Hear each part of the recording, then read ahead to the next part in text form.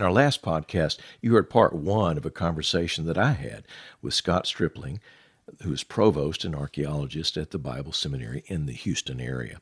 Scott has been digging around in Israel for 20 years, and he's come up with some amazing things. In this particular podcast, he's leading me through the second half of the 3J exhibit. Now, 3J stands for Joshua, Judges, and Jesus. We're going to pick up where we left off next on the Stone Chapel.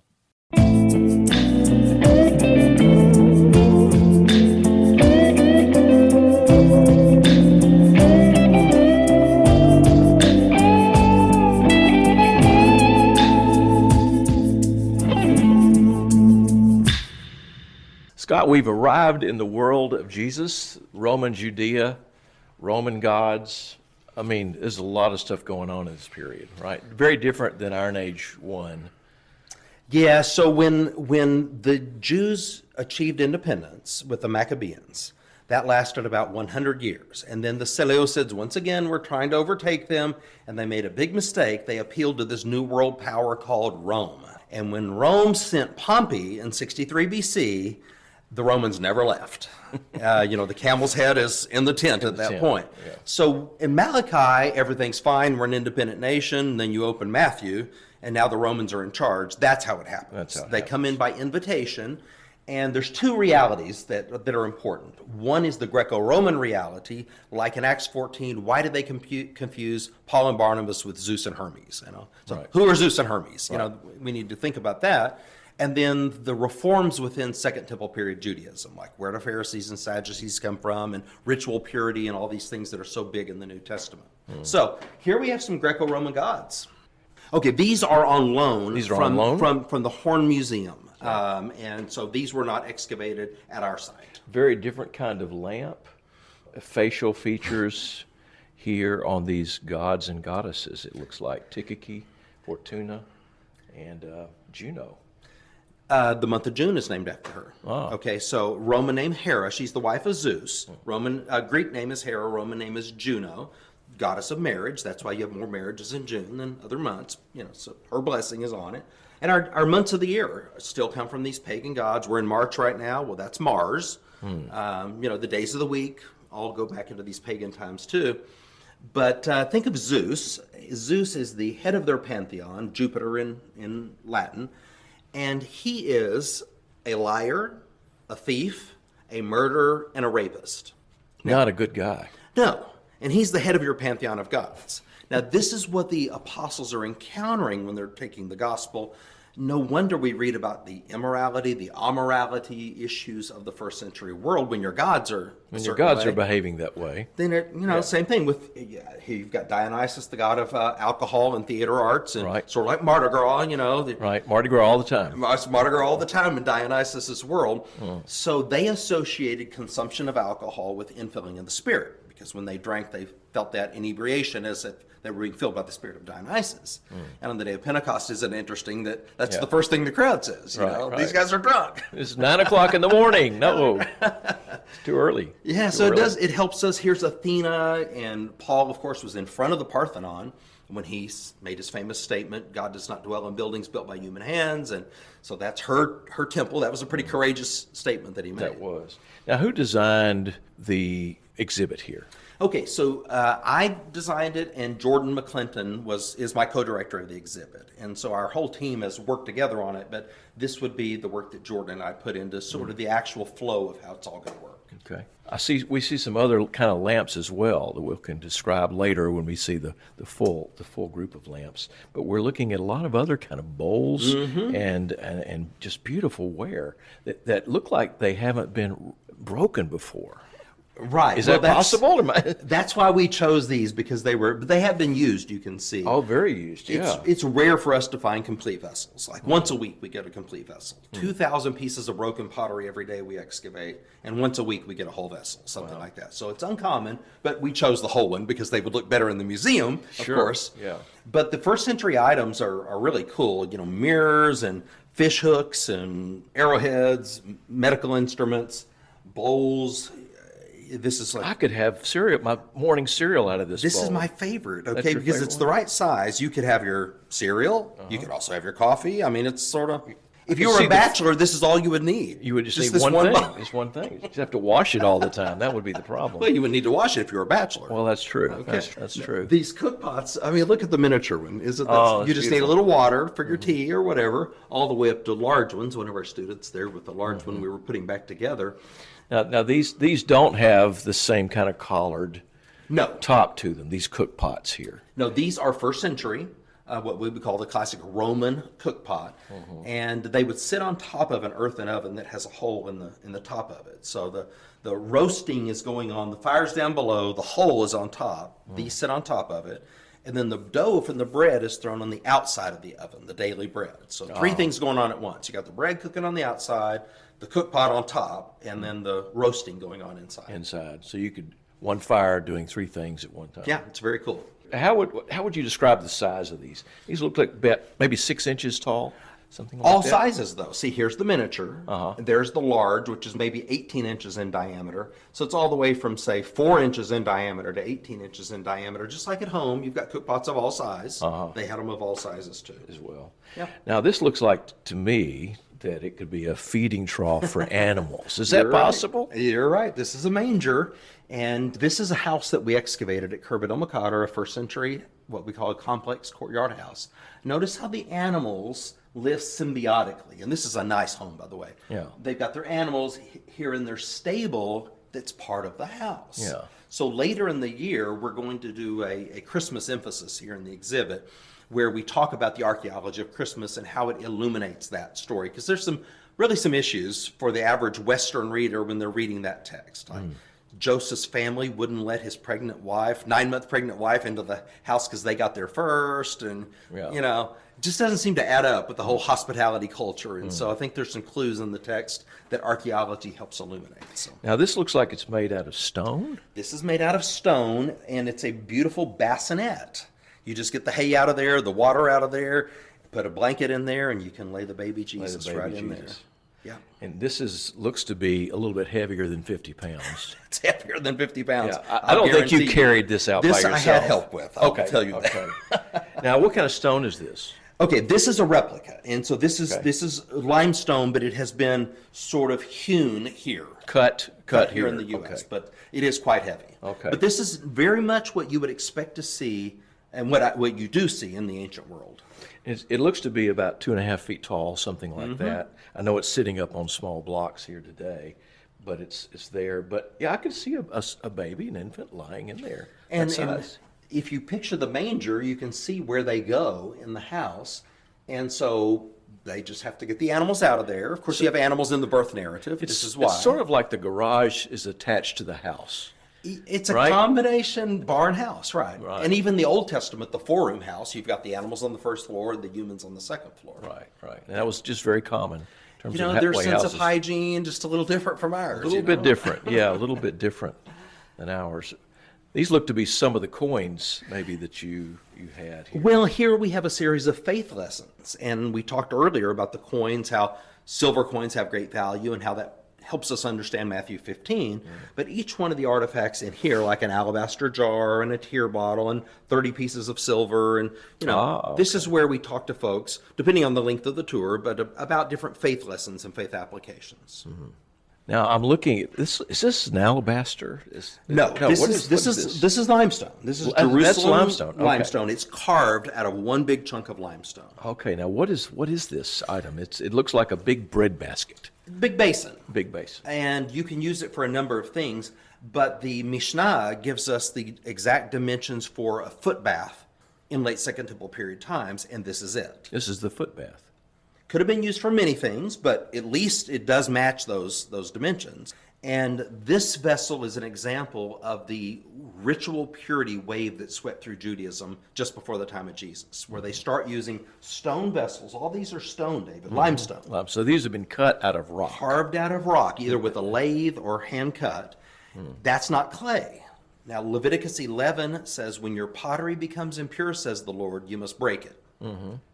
So they found a way to beat the system. It didn't say anything about stone vessels. Right, make stone vessels, and that gets around it, They right? perceived that these were not susceptible to ritual impurity. So these were preferred at Passover, Pentecost, tabernacles, and so forth, because you couldn't transfer ritual impurity. And of course, they're very paranoid about this. In the New Testament, there's hand washing and foot washing and paranoia about ritual cleanliness. These are not susceptible to that. And so think of Jesus at the Last Supper, very likely used a cup like this. So a stone cup rather than the Holy Grail, like we've seen in if some they of would the have other just movies. checked with an archaeologist, before making the movie, we could have helped them, But the quest for the Holy Grail, I think archaeology can show us what the cup of Christ looked like. Something like this, that core was with a lathe cut out of the center, and then see the cup here? Yeah. And there's a cup that's made out of the core. Made out of the core. Yeah, So you could make 2 or 3 cups. You make several things, and Like little nesting dolls coming out of the same cup. it's exactly what do the Russians call those? It's one doll inside of another. Anyway, there's a name for it. Russian dolls. And we had humans. This is, by the way, the classic Legio Fretensis or 10th Roman Legion stamp on a clay tile. So this is on loan from another museum to us. We did not excavate that. Wow, and what are the those letters? I can see them. LEXFR. So it's the LEXFR. 10th Legion Fretensis is what they called themselves. Okay. And when the Roman that's very legions were not interesting. at war, they did civil service projects. They built aqueducts and bridges and things like this, which I think is a great use of military. If we're not at war, but nobody's asked my opinion on this yet. But that seems to me like that's a good expenditure of tax dollars. Sure, seems like it. Yeah.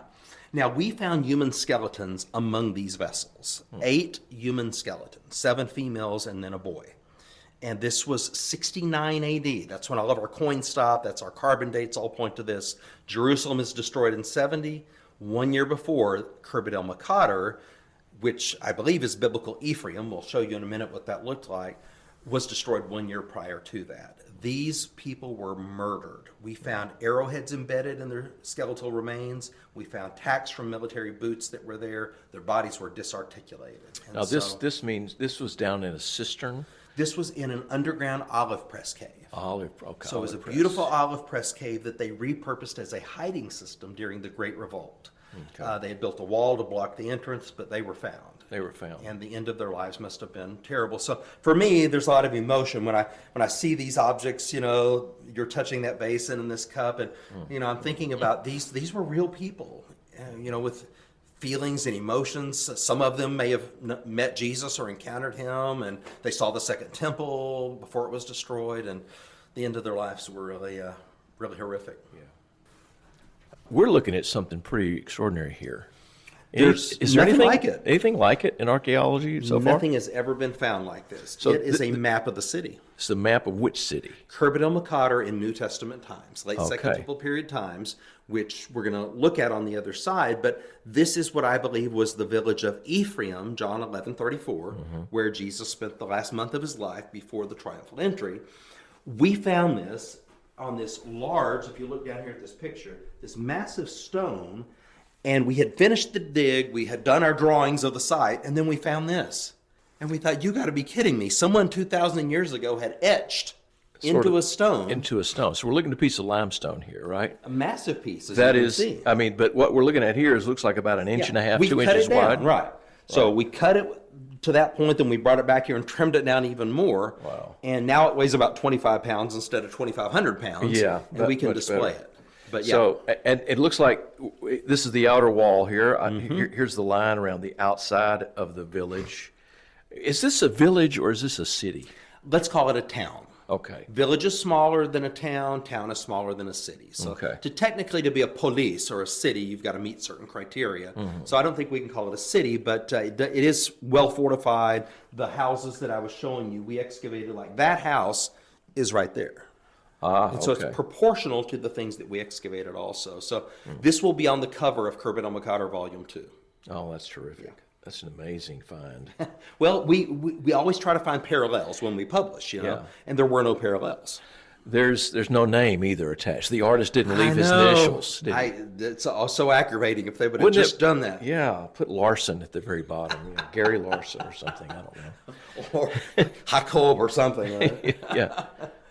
And of course, around Easter time, we're talking with folks about, where was the tomb of Jesus? I just did an interview for a Jerusalem media outlet on that. A lot of interest in the next few weeks about Right. Easter is a few weeks away. And we're looking here at a number of artifacts or facsimiles thereof. Yeah, these are facsimiles, but these are what tools looked like in the first century.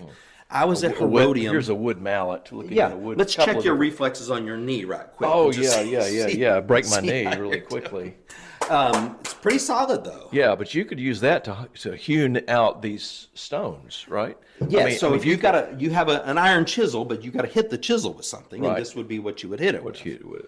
Now, of course, the New Testament says that Jesus was a tekton. We translate that carpenter, which the North American, of course, immediately equates to woodworking. But as we know, there's not much wood in that part of the world. Right, Most mainly of the building stone. is out of stone. So it would be more accurate to think of Jesus as a builder or a mason. Not that he never worked with wood, but... Yeah, well, because he would have in order to make some of these tools. Yeah, right? so it existed, but not in the sense that we would think of a carpenter. Right. Building things here out of wood. Everything's out of wood, exactly. Yeah, so these tools are unique, and they can help us picture what Jesus did for a living when he's running a construction crew with his brothers in the 20s. I'm looking here at an ossuary as well, or a facsimile of an ossuary. Would have been made out of limestone as well, right? That's part of that ritual purity culture. So here's what happens in 100 AD. We start baptizing ourselves daily. We start using stone vessels, like we talked about. We begin to do secondary burial. Ossulegium, it's called. So now we're practicing this secondary burial. So those things are part of that wave of ritual purity. So we were not burying like this before 100 BC. So something changes around that time. So yes, they're cut out of limestone. Thousands of them have been found. This particular one, as you can see, has the name Caiaphas carved in the side of it. So this is a replica. And maybe the most famous ossuary that we have is Jesus' brother. If indeed this is, I think James ossuary. Yeah, most have come around to think that's an authentic artifact. Okay. I haven't followed that lately. Yeah, the pendulum swung, but I think everybody sort of feels that way now. Maybe it could be. James, son of Joseph, brother of Jesus. Right. Now, this is very ornate in terms of how it's been. Most people would have had something much more simple. Right. But this is Caiaphas. This is Caiaphas. Caiaphas is pretty high-ranking Money's guy. no object. But it's always curious why the names are so haphazardly hewn in these beautiful ossuaries when they went to all this trouble. But right. That's how they did it. That's how they did it. When you see the rosette, that's late Second Temple period. Very typical. We call these volutes and these rosettes. And when you see those, you're dealing with something from that time. Now, this kind of burial did not go on for a long time, right? I mean, this kind of double burial. AD 70, it begins to diminish, and by the turn of the century, certainly by the Bar Kokhba revolt, 132 to 135, it's no more. So 100 BC to 100 AD, that's your time window. So maybe a 200-year period. At the most. And this is the kind of burial that Jesus' body would have had he stayed in the grave. That's exactly right. And the size of this, I would say, this is a pretty good size ossuary. This is bigger than most. Right. Usually they're only long enough for the femur bone. Right, it has to be long enough for the largest bone of the body. Which is the femur. So, usually, this is maybe a good 6 inches longer than they normally are. There's enough of these in Israel that some people use them as flower pots. I've seen a number of them. And they're worth a fortune now. You cannot even get them out of Israel to the United States anymore. So it's against the law. So, if they knew what they had, I think maybe they wouldn't do that. Remember when Jesus told the disciples, talk about the week of Passion, when you get into Jerusalem, he said, you're going to see a man carrying a jar of water. Follow him. Okay, these are first century water jars. And we found them side by side. That's why I've got them like that. That's interesting for a couple of things. Number one, men didn't usually carry water. That was usually a woman's job. So if you see a man carrying a jar of water, it'll be easy to spot. He'll be the only one probably. Yeah. But think about Jesus' miracle of turning water into wine. John 2 says they were stone jars, not jars like quite this. Large as well. That's right. The stone jars were large. So like The Chosen, which has done a great job, I think, the series The Chosen, but they portrayed them as clay jars, just little... Oh, did they? Yeah, they missed it. The little details can just slip by us so easily, So studying the material culture is fascinating. Now this is what do you call this? This is a replica, of course, but this is a stela, or something like a stela? Similar to a stela, this is what we call the Nazareth Inscription because it was found in Nazareth. And most people would date this to Tiberius Caesar. Now, Jesus is born under Augustus and dies under Tiberius. We have both of their coins over here. And what this inscription says, quite fascinating, it's a decree of the death penalty for anyone who robs a grave in Palestine. Now, not throughout the Roman Empire, only in Palestine. So it seems there was a problem with bodies disappearing from graves in Palestine. And so this might have been after the stories of the resurrection of Jesus. This is entirely possible. Do you have a synchronism between the resurrection and the material culture? It's possible. Matthew 27:51 says that when Jesus came out of his grave, many others came out of their graves at the same time and were seen walking around the holy city. Do you have a reaction to that? And incidentally, here's the There's got to be a law against that. There's got to be a law against that. Robbing bodies, right? But what are you going to do with a body? Right. Who wants to rob a body, and risk crucifixion? We've got these crucifixion artifacts here. Yeah. Who's going to risk their life when you've seen somebody crucified? Are you Victor Frankenstein? What are you going to do with this body anyway? Body snatchers. Now, is this nail, that looks like about a 5-inch nail, maybe? I think Something in like meters, that. so it's 12 centimeters. 12 centimeters. So about 4 inches, a little over 4 inches. Yeah.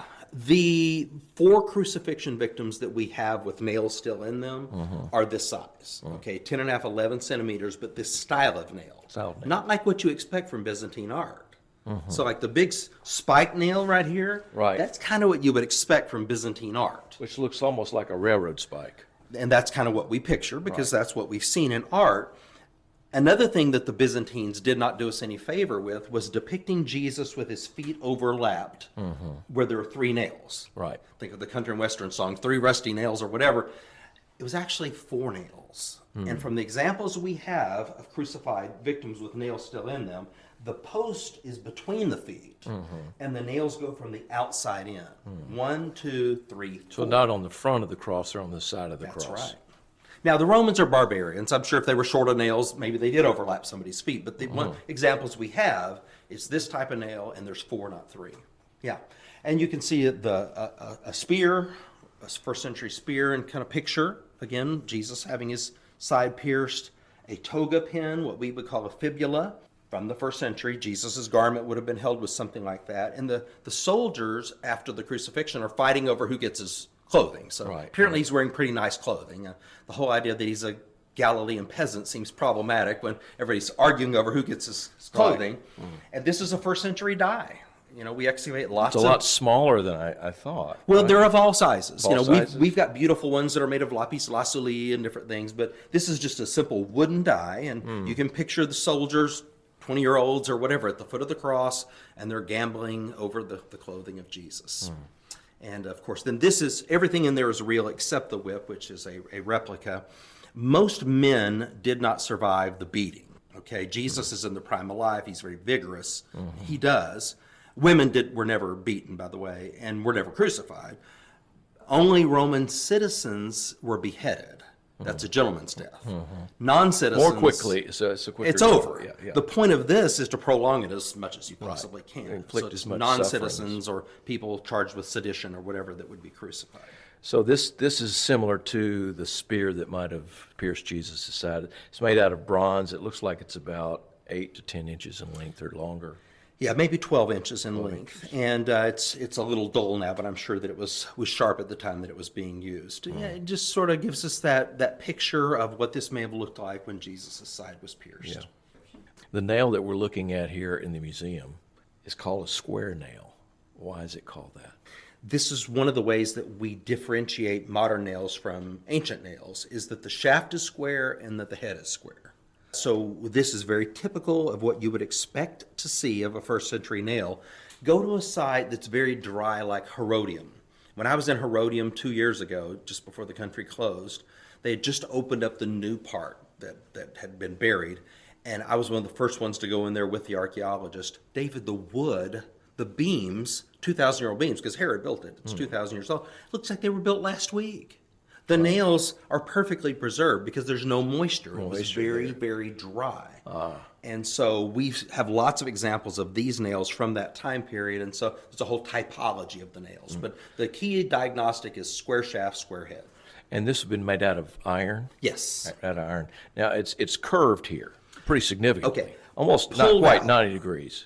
Imagine when the nail was pulled out of something, and Okay. then that's why it's bent. So Okay. it would have been straight originally. It would have been straight originally, but being pulled out of the wood, just like we would bend a nail pulling it out of wood. That's they right. did. And even crucifixion victims. So when they're taken off of the cross after they have been nailed, and they're tied also, because that won't keep the body on the cross. So they also tie them on there to prolong the suffering. Well, then they're going to try to recycle the nails. So they pull them out, and when they pull them out, they'll bend like Some this. of them inevitably are going to bend. And some of them end up getting stuck into the wood, like a knot in the wood or something like that, and then they leave them in the crucifixion victim. That's the famous one of Johannan, has his name on his ossuary, and the nail is still in him, in his ankle, and what it had done, it had like hit a knot, and they just left it in there. And they've discovered those as far away as Britain, Recently, very recently. very recently in Britain, that's right, 2nd century. So they were crucifying victims in Roman Britain. If you were not a citizen, then you were subject to crucifixion. Yeah. Yep. Now we're looking at some bowls here that look like they have some writing in the bottom of them. That's Aramaic. That's biblical Aramaic. The same. It's- I mean, Yeah, well, it's a couple of centuries later. This is probably 5th century Aramaic. So we're now into the Byzantine section of the museum. okay. And it's often the last artifact that folks look at, but it helps them understand magic and how people looked at the supernatural world. And on bowl 1, you can see a demon's picture there in the middle of the bowl, and circles that are descending down, binding this demon. Usually they have spells. Some of them even have in the name of Jesus on the spell. In the name of Beelzebub, in the name of Isis, in the name of Jesus of Nazareth, like anyone with power. Anybody you think that might have some power to help you. That's right. Throw a little salt over your shoulder. Now, you know. when you say magic, we think a lot of times of illusions and tricks that a magician does. Right. But that's not exactly No, what this is magic more means. of folk magic. It's how do you deal with the spirits? Okay. In Latin culture, you would talk about curanderismo, or in the voodoo culture, how they dealt with the supernatural world. So they're trying to deal with demons here. They're trying to manipulate these powers, aren't they? Trying That's to do right. things to stop them or to... I'm under the assumption the reason bad things are happening to me is because someone's cast a spell on me. Okay, so now I got to counter that in some way. And so I'm going to capture that demon. These bowls are always found upside down. 4,000 of them have been found. They're always upside down. So they're capturing the demon and placing it upside down. Now, Dr. Craig Evans and I published these 2 bowls 2 or 3 years ago in Near East Archaeological Society Bulletin. And the study was very interesting because it is Aramaic, but notice how this one is in quadrants and that one is circular. Okay, that's Aramaic script, but it says nothing. It's gibberish. It looks like it's some of the same letters over and It's over just again. repeated, it's gibberish. And what we determined, to make a long story short, and what we published, if folks know what glossolalia is, speaking in tongues, Right. that this was an example of glossographia, writing in tongues. They are attempting to confuse these demons and then to bind them through glossographia. And that was our conclusion. Oh, wow. I should have read that article before we did this. And that will be in our museum booklet. That'll by the be way. in Our booklet that'll be out in a couple of weeks that folks can get for only $10. It has 3 articles in it, one of them on this, and then all the artifacts in there with pictures and explanations. Now, this exhibit opened March 1st, 2022. How long will the exhibit be here? We will have it open through the end of the year. And from here, where does it go? Well, it's either going to Colorado Christian University or Emmaus Bible College, or if they don't finalize that relationship, someone else who's listening to this podcast can contact me about it. You never know. It might be in South America, might be in Africa.